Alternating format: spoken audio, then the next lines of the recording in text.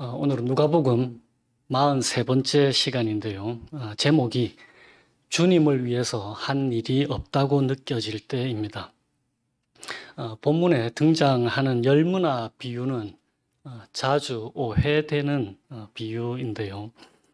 주님 오실 때까지 충성해야 한다라고 생각해서 교회 일에 열심으로 하자라고 설교자들이 외칠 때 자주 사용되는 말씀이기도 합니다. 그런 의미가 어떤 의미에서는 이 본문에서 보인다고 할 수 있습니다. 그러나 그것이 하나님께서 우리에게 이 본문 말씀을 통해서 들려주시고자 하는 그 핵심 메시지는 아닙니다. 이 말씀이 우리에게 어떻게 복음이 되는지, 예수 그리스도 안에서 우리에게 복음이 되는지 하나님의 은혜를 함께 나누기를 소망합니다. 오늘 본문은 우리가 3주 전에 누가복음 19장 1절에서 10절을 함께 나누었었는데요. 거기에서 이어지는 말씀입니다. 다시 그 기억을 한번 더듬어 보도록 하십시다.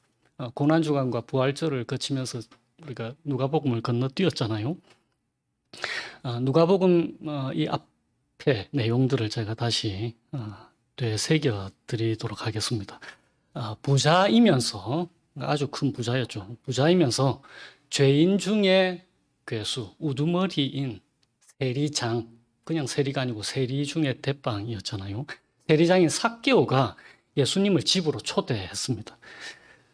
그리고 그 자리에서 예수님께서 삭개오를 변화시키셔서 하나님 나라에 합당한 사람이 되도록 완전히 바꾸어 주셨죠. 그래서 구원을 얻게 해주셨습니다.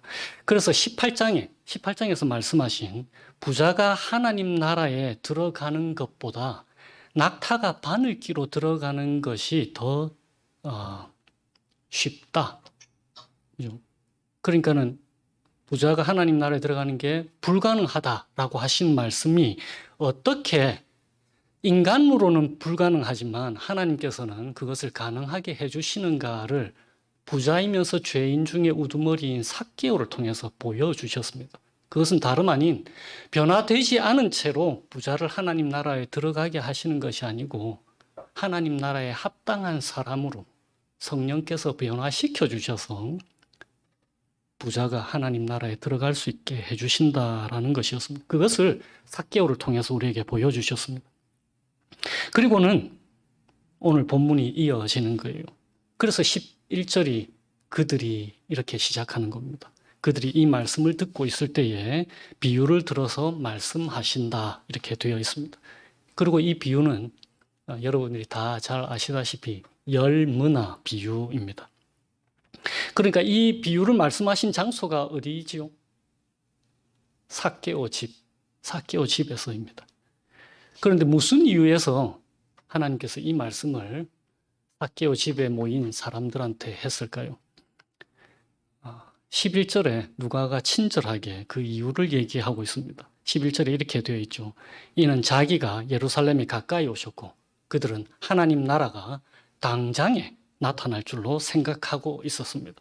왜 이렇게 오해를 하고 있었을까요? 예수님께서 제자들과 함께 예루살렘으로 지금 가고 계십니다.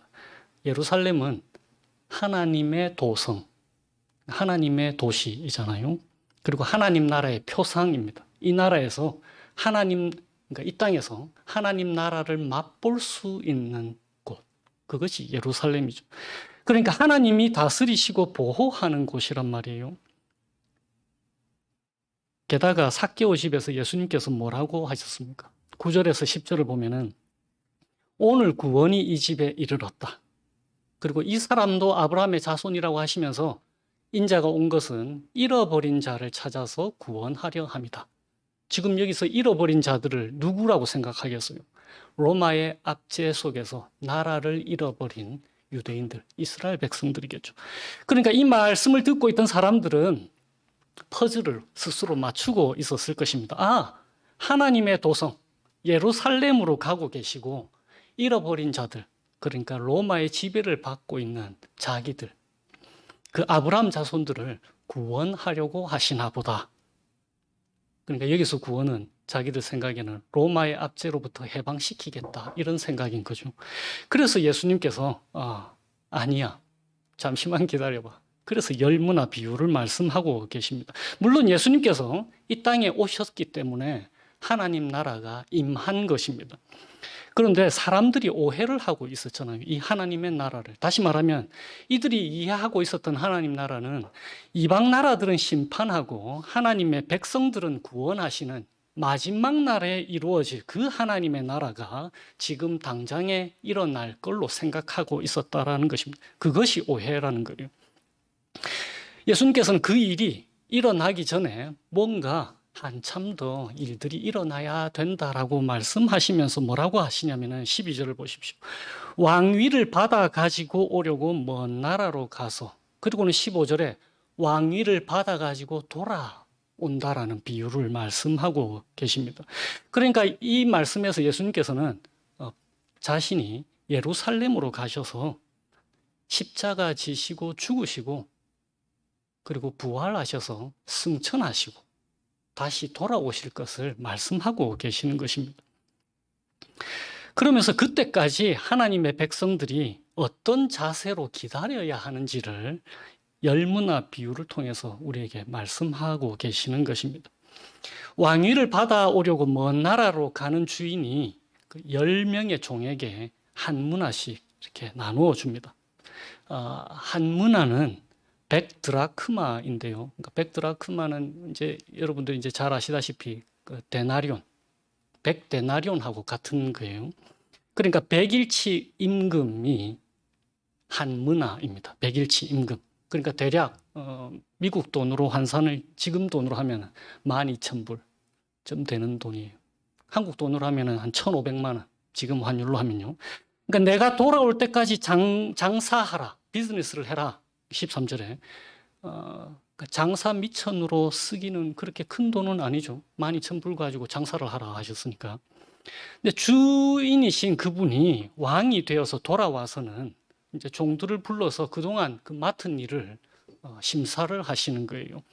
그래서 첫째 종은 주인님, 당신의 한 문화로 제가 10문화를 더 남겼습니다. 그랬더니 이 주인, 왕이신 이 주인이 잘하였다, 착한 종아. 네가 지극히 작은 것에 충성을 했으니까 내가 너에게 10골, 10도시를 너한테 통치하도록 맡기겠다. 둘째 종도 마찬가지. 주인이여, 제가 당신의 한 문화로 5문화를 남겼습니다.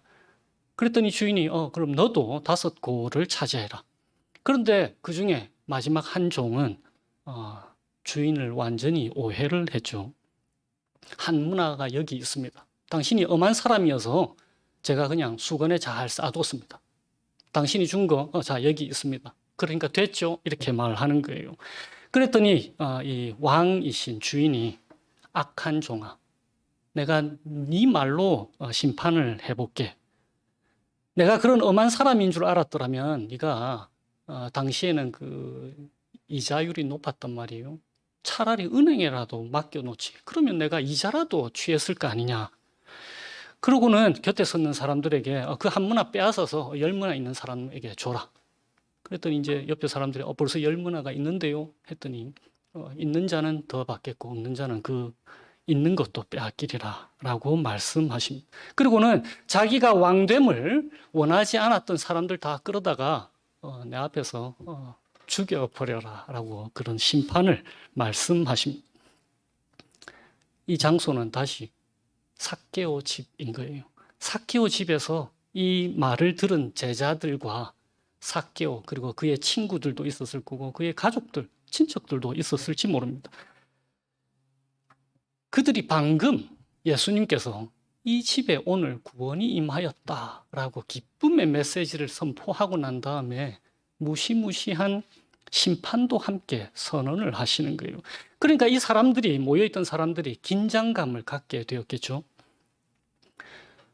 주님 다시 오실 때까지 충성스럽지 못하면 그러면 주님 앞에서 그냥 처형을 당하게 되겠네. 그리고 또 한 가지는 왕위를 받으려고 떠나실 건데 얼마나 오래 떠나게 계실지 비유에서도 말씀하시지 않으신 것입니다. 그러니까 언제 올지 모르고 기다리고 있어야 하는 거예요. 2000년 전 사람들은 당장 마지막 날이 하나님 나라가 이 땅에 나타날 걸로 오해를 했다면은 21세기를 사는 오늘날의 사람들은 정반대로 오해하고 있죠. 내가 사는 동안에는 마지막 날 절대 안 올 거야. 그렇게 우리는 오해하고 있잖아요. 예수님의 재림은 앞으로 한 1000년은 지나야 뭐 있을까 말까 한 일이 아닐까 그렇게 생각하고 있을 거예요. 그런데 이 비유는 우리에게 예수님께서 다시 오실 때까지 종으로서 충성을 어떻게 해야 할지를 말씀해 주고 있습니다. 그런데 그 충성이라는 말을 오해할지 몰라서 이 문화 비유가 우리에게 무엇을 말씀하려고 하는지를 한번 나누어 보기를 원합니다. 문화 비유가 만약에 이 땅에서 열심히 살아서 주님을 위해서 결과물을 많이 만들어내는 것이라고 생각하는 분들이 계실 수가 있습니다. 그런데 온 세상을 갖고 계신 우리 주님이 무엇이 부족해서 우리더러 돈 벌어 오라고 하시겠습니까? 그리고 만일 이 땅에서 주님을 위해서 많이 벌어서 교회에 많이 바쳐라 라는 그런 뜻이라면은 삭개오는 금방 삭개오가 뭐라고 했어요? 자신의 재산 절반 나눠서 가난한 자에게 나눠주겠다. 괜히 준다 했나? 예수님도 참 조금만 더 일찍 이 비유 말씀하시지. 그러면 준단 말 안 했을 걸. 제자들은 어떻습니까? 제자들은 그 자리에 있었던 제자들은 18장에서 제자들이 뭐라고 했습니까? 예수님한테 모든 걸 다 버리고 저희들이 주님을 따랐습니다 라고 말했잖아요. 제자들은 지금 갖고 있는 게 아무것도 없어요. 주인한테 드릴 게 하나도 없는 사람들인 거예요. 그럼 제자들은 괜히 다 내버려 두고 주님을 따랐나 생각하겠죠. 예수님께서 이 비유를 통해서 제자들과 그리고 변화된 부자인 삭개오 그리고 그의 친구들, 가족들에게 무엇을 말씀하고 싶으셨을까요?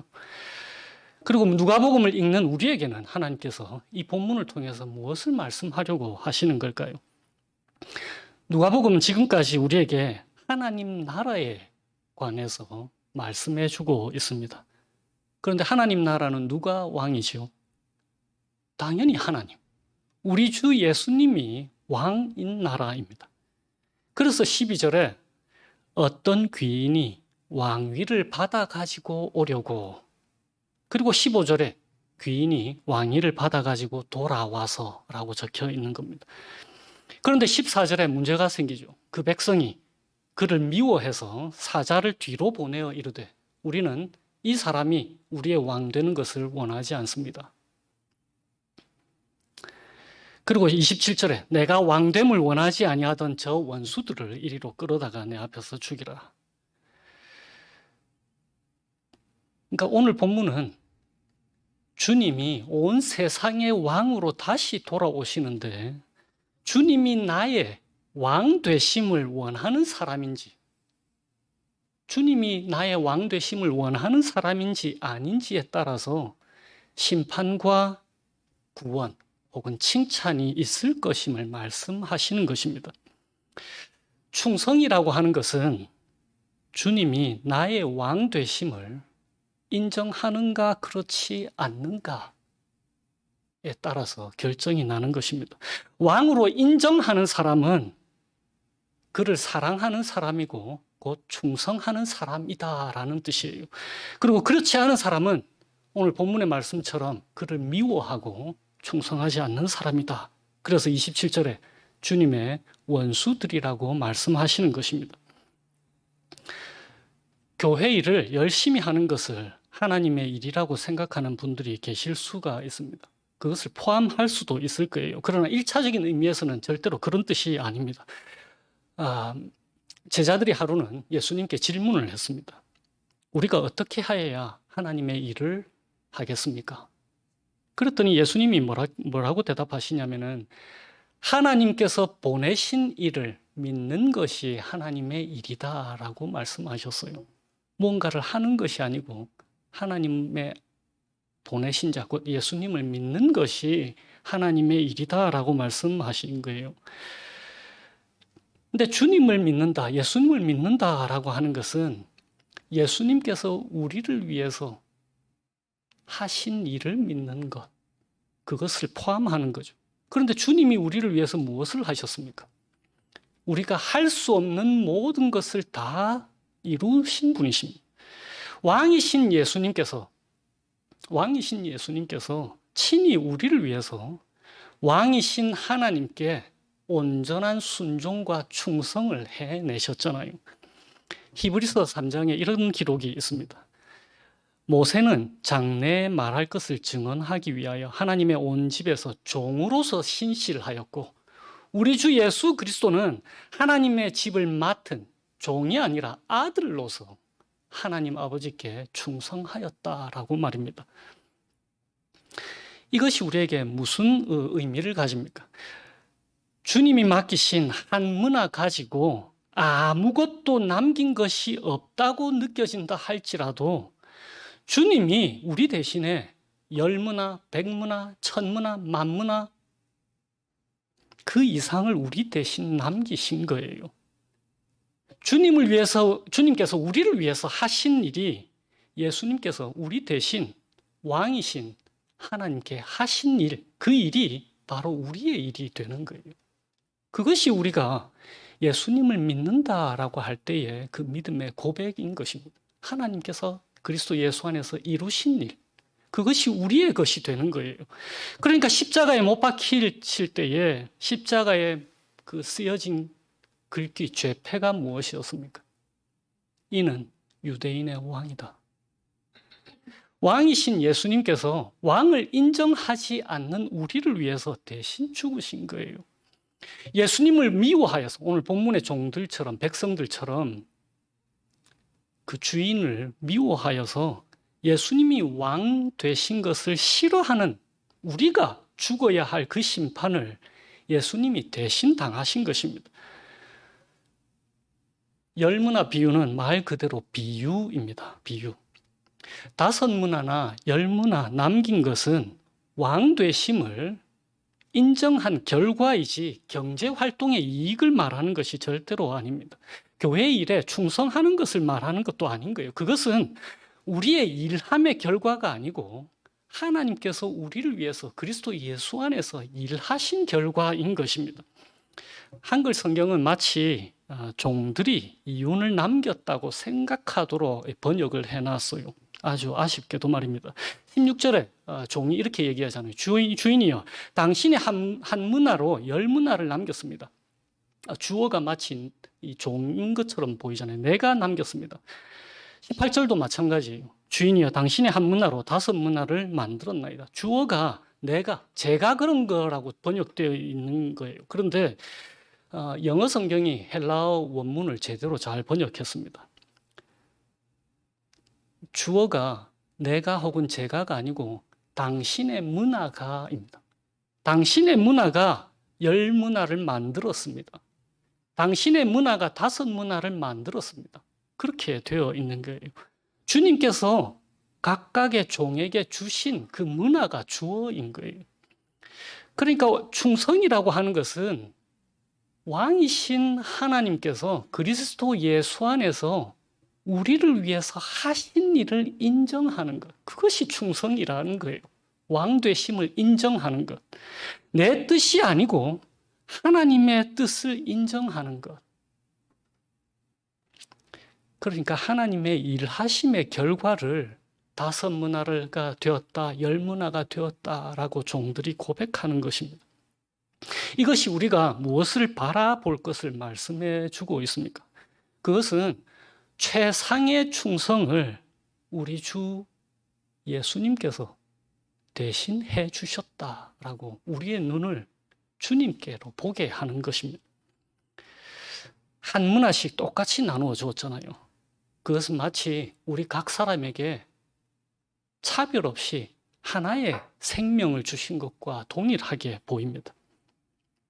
능력과 상관없이 말입니다. 그러니까 내 삶을 통해서 근사한 일을 내가 이루어냈거나 멋진 결과가 나오는 것으로 이 주인 되신 왕께서 착한 종아라고 칭찬해 주는 것이 아닌 거예요. 하나님을 왕으로 모신 그 삶 자체를 말씀하시는 것입니다. 그것을 비유해서 이르기를 5무나 10무나 남긴 종이라고 말씀하시는 거예요. 하나님을 왕으로 모신 삶 그 자체를 말입니다. 왕 되심을 싫어하는 삶을 비유하여서 이르기를 1무나 남긴 종이다라고 말씀하시는 거예요.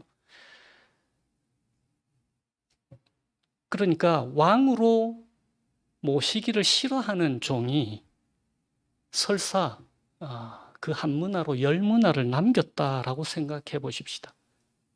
주인이 왕 되심을 싫어하는 그 종이 말이에요. 그래도 우리 주인께서는 악한 종이라고 말씀하셨을 것입니다.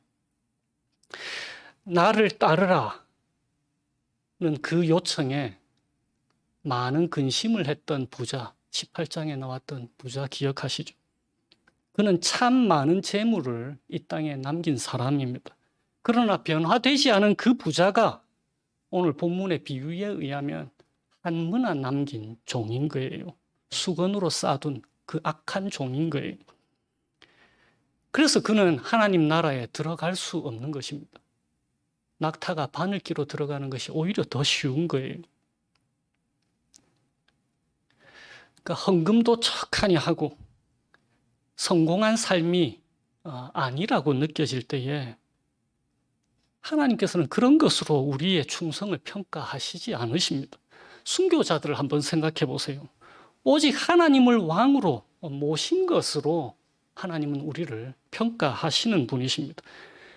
본문은 그러니까 하나님 나라에 관한 거예요. 삭개오 집에 있던 그 사람들, 세리의 친구들이었을 것입니다. 계산에 아주 밝은 사람들이에요. 그렇잖아요.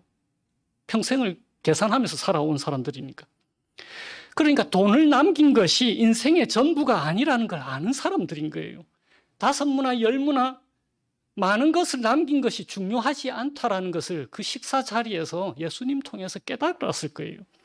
주님이 그들의 왕이신지 아니면 그들이 동족의 피를 빨아서 세금으로 거둬서 로마의 황제 가이사에게 갖다 바친, 그러니까 세상의 왕 가이사가 왕인지 하나님이 왕인지에 관한 이야기인 것입니다. 그러니까 1무나 남겨도 괜찮은 거예요. 다 잃어도 괜찮아요. 하나도 없게 되었습니다. 그래도 괜찮은 거예요. 본문이 우리에게 말씀하시는 것은 누가 우리의 왕인가 하는 거예요. 나 자신인가? 나 자신이 왕인가? 나의 남편이 왕인가? 나의 자녀가 왕인가? 혹은 내가 옳다고 믿는 나의 신념이 나의 왕인가? 삶을 주님 위에 산다는 것, 그것이 우리의 충성을 얘기하는 것입니다. 열심히 사는 이유가 누구를 위한 것입니까? 주님이 우리를 변화시켜 주셨잖아요. 근심하면서 떠난 그 부자와는 반대로 변화된 부자인 삭개오를 한번 보십시오. 자신을 위해서 돈을 모으던 것, 그러니까 자신이 왕이니까 자신을 위해서 돈을 모으던 그 사람을 예수님께서 하나님과 이웃을 위해서 살도록 변화시켜 주셨습니다. 그리스도인인 우리, 하나님의 자녀인 우리, 물론 이 땅에서 우리 열심히 살아야 합니다. 열심히 사세요. 그런데 누구를 위해서 열심히 살도록 하나님께서 우리를 변화시켜 주셨습니까? 하나님을 위해서 열심으로 사는 것이라면 그것은 반드시 내 생각과 내 방식이 아니라 하나님의 말씀으로 살아가는 삶의 모습이 될 것입니다. 어떻게 하나님 말씀대로 하지 않고 내 방식, 내 뜻을 내세우면서 그것이 하나님을 위한다라고 말할 수 있겠습니까? 우리가 부모를 위한다 하면서 부모의 말과 뜻을 무시한다? 그럴 수 없는 거잖아요. 마찬가지인 거예요. 그 어떤 것도 우리 주님을 앞서지 못합니다. 충성이라는 단어는 요즘 사실 대단히 가려가면서 써야 되는 단어입니다. 왜냐하면 지금의 젊은 세대들은 충성이라는 단어에 그 알러지 반응을 일으킨단 말이에요. 충성은 나 자신에게 해야지. 그게 지금 문화가 우리 자녀들에게 가르치는 것 아닙니까? 왜냐하면 내가 내 인생의 왕이니까. 나한테 충성해야죠. 자기 사랑이, 자기 자신을 사랑하는 것이 최선이라고 가르치는 문화입니다. 그런데 성경은 그것을 정반대로 죄다라고 가르치는 거예요. 진정한 자기 사랑은 하나님을 사랑하고 이웃을 사랑하는 것에서 이루어지는 것입니다. 왕이신 우리 하나님께서 모든 것을 우리를 위해서 내어주셨습니다. 우리는 흔히 사람들에게 이런 말을 하잖아요. You deserve it. 너 그럴 자격 돼. 심지어 우리 자신에게도 자주 그런 말 하잖아요. 우리 어깨 누르면서 고생했다. 엄한 남편이랑 사느라고 고생했다. 뭐 이런 말 하잖아요. 그런데 우리 주님께는 어떻습니까? 우리의 삶 모두 내어 맡길 만한 분 아니신가요? 우리의 왕이신 주님, 우리의 사랑, 우리의 충성 받으시기에 합당하신 분 아니신가요? 그 주님이 우리에게 성령을 통해서 호소하고 계시는 것입니다. 참 사랑의 왕이시고 주인이신 하나님 아버지께서 자녀인 우리를 돌보고 계신다고. 왜 세상에서 다른 여러 가지를 왕으로 섬기고 있냐고 우리에게 말씀하시는 거예요. 내가 왕이다. 내가 너를 돌봐준다라고 말입니다. 성령님을 통해서 평강과 자유를 누리게 해주신다고 약속하셨습니다. 하나님 한 분만으로 만족하고 즐거워하고 기뻐할 수 있도록 그분이 우리의 신실한 주인이요 왕이라고 우리에게 말씀하시는 것이 바로 열무나 비유입니다. 이 복음 안에서 한 줄을 하나님이 우리의 왕 되심 그거 기뻐하면서 주님과 동행하면서 살아가게 되시기를 주님의 이름으로 축원드립니다. 기도하시겠습니다. 오늘은 제가 시편 145편으로 기도하겠습니다. 찬양과 영광, 저희들의 사랑과 충성 받으시기에 합당하신 왕이신 하나님, 저희들이 주님을 높이고 영원히 주의 이름을 송축합니다. 저희가 날마다 주님을 송축하며 영원히 주의 이름을 송축합니다.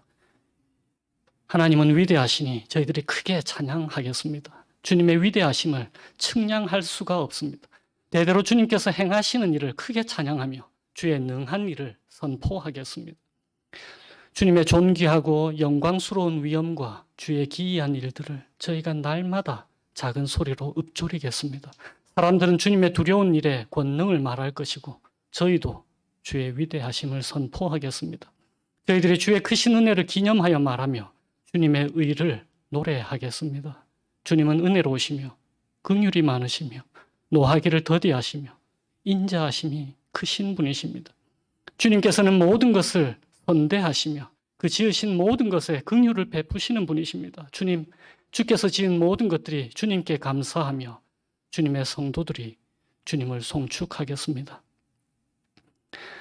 주님께서 자기를 사랑하는 자들은 다 보호하시고 악인들은 다 멸하실 것입니다. 저희의 입이 주님의 영예를 말하며 모든 육체가 주님의 거룩하신 이름을 영원히 송축하게 하여 주옵소서. 찬양과 영광 영원토록 받으시기를 예수님의 이름으로 기도합니다.